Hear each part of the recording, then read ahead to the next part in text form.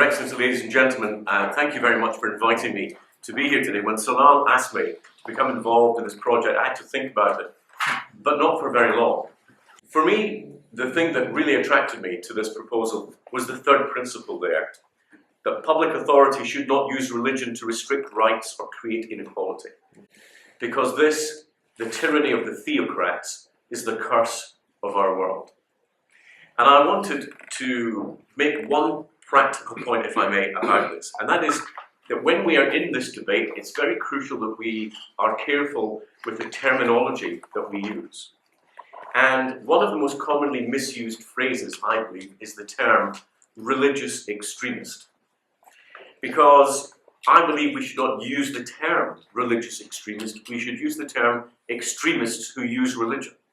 Now, the process itself that we're discussing later, it's easy to be skeptical about the difficulty, and cynicism is the language of our time. And when people say, well, it's a fool's errand, you're chasing rainbows, it's a pipe dream. That's not just the language of cynicism, it's the counsel of despair. And we must not give in to it.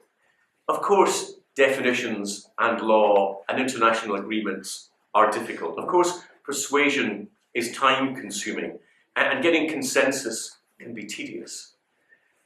But all of these things are infinitely better than the alternatives. Whatever doubts we might have about the difficulty of the process that is being put before us today, I believe that we should set aside our doubts and we should support what I believe is a noble and worthwhile task.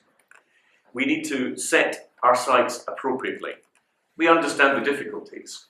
And my advice finally would be to Salal and his team, don't reach for the moon, reach for the stars, because then you get the moon for free.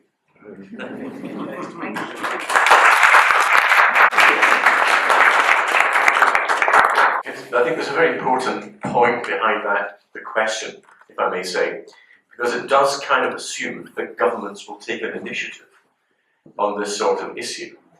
And it's as much this meeting today is what pressures we can bring on government to make them act on issues like this, rather than waiting for them to act spontaneously.